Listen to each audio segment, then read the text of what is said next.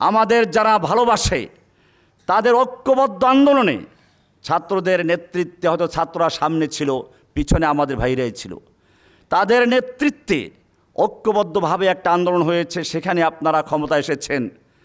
আপনাদের প্রতি আমাদের একটা বড় আশা ছিল। আমরা জেলখানা দেখেছিলামও যে যত সন্ত্রাস বিরোধী আইনি মামলা আছে, তথ্য প্রযুক্তি মামলা আছে, সবগুলোকে তুলে নেওয়া হবে। আমরা খুব খুশি হয়েছিলাম। কিন্তু এসে কি দেখলাম, আমার নিজের মামলায় এখন পর্যন্ত উঠ্য হয় নাই। বিশেষ করে যেই মামলাটা দিনে দুপুরে আমাকে অপহরণ করা হলো জামিনের পরে, হাসিনার পালানোর মাত্র 6 মাস আগে প্রচার করলো আমি বের হয়ে গেছি, আমাকে খোঁজা হচ্ছে, অথচ ভিতরে সিসি ক্যামেরা, বাইরে সিসি ক্যামেরা, যেখানে আমাকে নিয়ে রাখা হলো সেই বেইলি রোডের সিডিটিসি ভবনের সেখানে সিসি ক্যামেরা, আমাকে যেই রুমে গুম করে রাখা হলো সেখানে সিসি ক্যামেরা ছিল। এইরকম এই তথ্য প্রযুক্তির যুগে এত বড় ডাহা মিথ্যা কথা, আর সেইগুলো প্রচার করলো কালবেলা, তারপরে ডেইলি স্টার, প্রথম আলো, এই সব পত্রিকা ব্যাপকভাবে প্রচার করলো, প্রতিবেদন করলো। এরপরেও সেই মামলা পর্যন্ত এখন উড্ডু করা হয় নাই। তো কাইফাল করার ওয়া কাইফা ইয়াহদাউ মুসলিমুন ওয়াল মুসলিমাতু মাআল আদুবিল মু'তাদি। खुदी को कर बुलंद इतना कि हर तकदीर से पहले, खुदी को कर बुलंद इतना कि हर तकदीर से पहले, खुदा बंदे से खुद पूछे बता तेरी रेज़ा क्या है। বৈষম্যহীন কারামুক্তি আন্দোলন কর্তৃক আয়োজিত অধ্যকার এই মহতি জলসার সম্মানিত সভাপতি হযরত উলামায়ে কেরাম,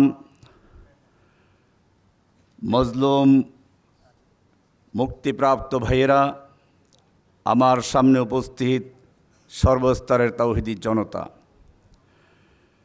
সর্বপ্রথমেই আমি আজকে এই বৈষম্যহীন কারামুক্তি আন্দোলনের নেতৃবৃন্দকে আন্তরিক মোবারকবাদ জানাই, যারা মজলুমদের কণ্ঠস্বর হয়ে এখনও আওয়াজ তুলে যাচ্ছেন।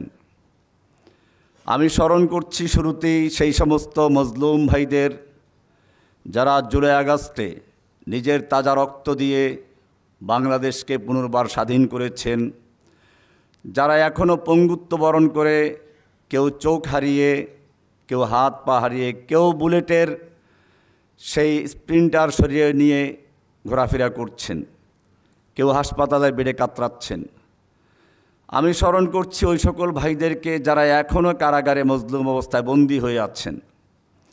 স্মরণ করছি আমাদের প্রবাসের সাংবাদিক ইলিয়াস ভাই, পিনাকি ভট্টাচার্য, যারা মজলুমদের পক্ষে অকুতোভয় হয়ে কথা বলেছেন এবং বলে যাচ্ছেন। ভাইরা আমার, আজকে আমার আসলে এখানে বক্তব্য দেওয়ার মতো কোনো ভাষা নেই, কারণ যখন আসতেছিলাম তখন পুরা কারাগারের চিত্রটাই আমার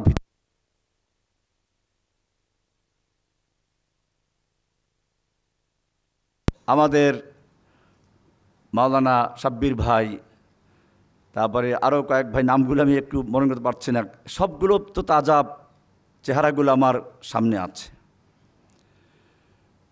রাত্রে যখন অসুস্থ হয়ে পড়ে একটা আওয়াজ পাই কারাগারে, কারারক্ষী ভাই, তার মানে হচ্ছে কি অসুস্থ হয়ে পড়েছে, কোনো সমস্যা হয়ে পড়েছে।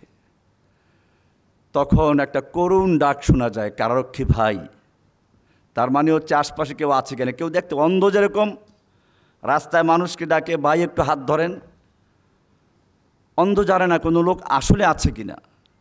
ঠিক কারাগারে যখন আমরা বন্দি ছিলাম, রাতের বেলায় লক আপ করা, রাতের বেলায় কি, যখন মানুষ বাহিরে ঘুরতে বের হয় আসরের সময়, তখনই আমাদের লক আপ হয়ে যায়। আবার যখন সকালবেলা গরু ছাগল পর্যন্ত মুরগিগুলো বের হয়ে যায়, তখন আমরা বন্দি। আবার ডাক, কারারক্ষী ভাই লক আপটা একটু খুলবেন।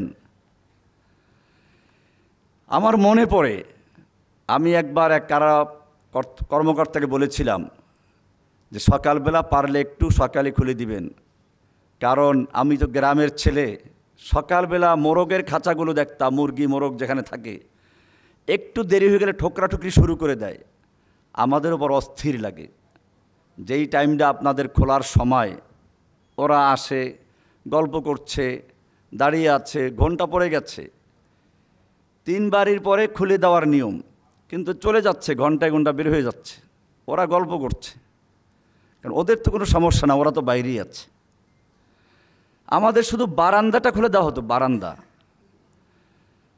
এই কারণে আমার শেখ আব্দুল্লাহ আল আজ্জাম রহমতুল্লাহ একটা কবিতা মনে পড়ে, কাইফাল করার ওয়া কাইফা ইয়াহদাউ মুসলিমুন।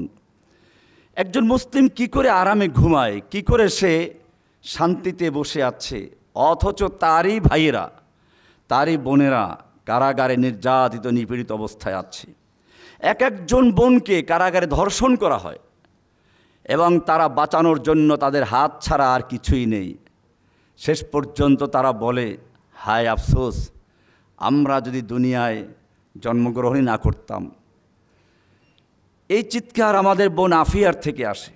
এই চিৎকার আমাদের বাংলাদেশের কারাগারে আমাদের বোনেরা অনেকেই আছে, আমরা তাদের চিনি না, জানি না। সেজন্য আসলে ওয়াজ করলে অনেক কিছু করা যায়। আমার কাছে মনে হয় যাদের আল্লাহ সুবহানাহু ওয়া তাআলা কবুল করেন তারাই কেবলমাত্র এই ধরনের কাজের সঙ্গে যুক্ত হতে পারে। আমার মনে পড়ে যেদিন আমি জেলে থাকা অবস্থায়, আপনারা জানেন না, জেলখানায় আমাদেরকে হত্যা করার প্ল্যান করা হয়েছিল 5ই আগস্টের পরে 6 তারিখে সকালবেলায়। সেদিন বারবার আমাদের বিল্ডিংয়ে হামলা হচ্ছিল, কিন্তু ভাগ্যক্রমে আমি ওই দিন আমার কয়েকজন ভাই ছিল যারা সিনিয়র বিএনপির নেতা, ওনারা বলেছিলেন, জসিম ভাই আপনি একটু আজকে সরে থাকেন, অন্য জায়গায় চলেন। আমি ওনাদের কাছে চলে গেছিলাম। এরপরে এসে দেখি যে আমার রুমের ভিতর অনেকগুলো তাজা গুলির খোসা। আমি একজনকে জিজ্ঞেস করি, এগুলো কিসের? ওই যে আনার হত্যা মামলার আসামি, কী যেন নাম, শিমুল ভুইয়া, ও ছিল তখন আমার পাশের ব্লকে। তো ও বলল, জসিম ভাই এগুলো সবগুলো AK-47 গুলি, সবগুলো তাজা খোসা। একটা দাঙ্গা লাগানোর চক্রান্ত হয়েছিল, সেটা এই যে এখানে কয়েদি এবং হাজতীদের মধ্যে লড়াই হয়েছে, ওরা নিজের আগুন দিয়েছে এবং এর নেতৃত্বে ছিল বিশ্বজিৎকে পিটিয়ে হত্যা করেছিল যে শাওন। এই শাওন ছিল তখন কয়েদিদের নেতা, জেলখানার বড় নেতা। তার নেতৃত্বে বিভিন্ন জায়গায় আগুন লাগানো হয়েছে। আগুন লাগানোর পরে দেখানো হচ্ছিল যে দাঙ্গা হয়েছে, কিন্তু আলহামদুলিল্লাহ আমার ভূমিকা ছিল কঠিন। আমি প্রত্যেকটা জায়গায় বলেছি, আমাদের ভাইদেরকে আপনারা কেউ খবরদার ওদের ফাঁদে পা দিবেন না, প্রত্যেকে নিজ জায়গায় বসে থাকেন। আমি সেদিন মাইক নিয়ে অঙ্গীকার করেছিলাম, আমি বের হলে পরে চেষ্টা করব আপনাদের সকলকে বের করার জন্য, কেউ বিশৃঙ্খলা করবেন না, কারণ আপনারা এমন একটা জেলে যেখান থেকে আসলে বের হতে পারবেন না, বা বের হলেও আপনারা বেশি দূর যেতে পারবেন না। তার চেয়ে থাকেন, দেখি আল্লাহ যদি রাস্তা খুলে দেয় আপনারা বের হতে পারবেন। আমি সেদিন এই অঙ্গীকার করেছিলাম, আমার সঙ্গে যারা ছিল। এরপরে সেনাবাহিনী যখন বিকেলে ঢুকে, আমি সেনাবাহিনীকে রিসিভ করেছিলাম।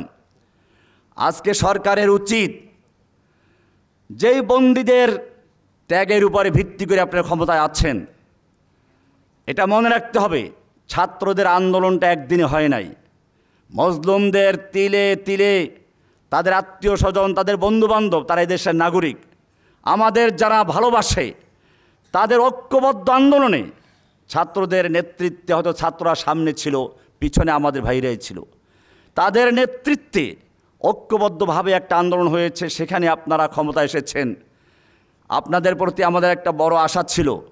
আমরা জেলখানা দেখেছিলামও যে যত সন্ত্রাস বিরোধী আইনি মামলা আছে, তথ্য প্রযুক্তি মামলা আছে, সবগুলোকে তুলে নেওয়া হবে। আমরা খুব খুশি হয়েছিলাম, কিন্তু এসে কি দেখলাম, আমার নিজের মামলায় এখন পর্যন্ত উড্ড হয় নাই।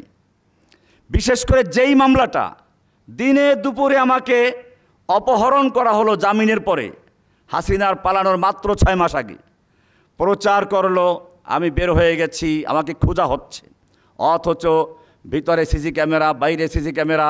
যেখানে আমাকে নিয়ে রাখা হলো সেই বেইলি রোডের সিটিসি ভবনের, সেখানে সিসি ক্যামেরা। আমাকে যেই রুমে গুম করে রাখা হলো সেখানে সিসি ক্যামেরা ছিল। এইরকম এই তথ্য প্রযুক্তির যুগে এত বড় ডাহা মিথ্যা কথা, আর সেইগুলো প্রচার করলো কালবেলা, তারপরে ডেইলি স্টার, প্রথম আলো, এই সব পত্রিকা ব্যাপকভাবে প্রচার করলো, প্রতিবেদন করলো। এরপরেও সেই মামলা পর্যন্ত এখন উড্ড করা হয় নাই। এজন্য মনে রাখতে হবে, আমি আপনাদেরকে স্পষ্টভাবে বলি, যদি সত্যিকার অর্থে কারাবন্দী ভাইদের প্রতি আপনাদের ভালোবাসা থাকে, কিয়ামতের মাঠে যদি সত্যিকার অর্থে আল্লাহর কাছে জবাবদেহি করার থেকে বাঁচতে চান, এখনও সুযোগ আছে। সেই আশেকে রাসূল যারা আল্লাহর রাসূলের পক্ষে কথা বলার কারণে কারাগারে বন্দী হয়ে আছে, যারা আল্লাহর দিনের পথে কাজ করতে গিয়ে বন্দী হয়ে আছে, যদি আমরা তাদেরকে মুক্ত করতে না পারি, কিয়ামতের মাঠে আল্লাহর কাছে জবাবদেহির কোনো পন্থা থাকবে না। আল্লাহর নবীর কাছে যখন আপনারা যাবেন, আমরা যাব, আল্লাহ নবী তাড়িয়ে দেবেন, সোহকান সোহকান তাড়িয়ে দেবেন।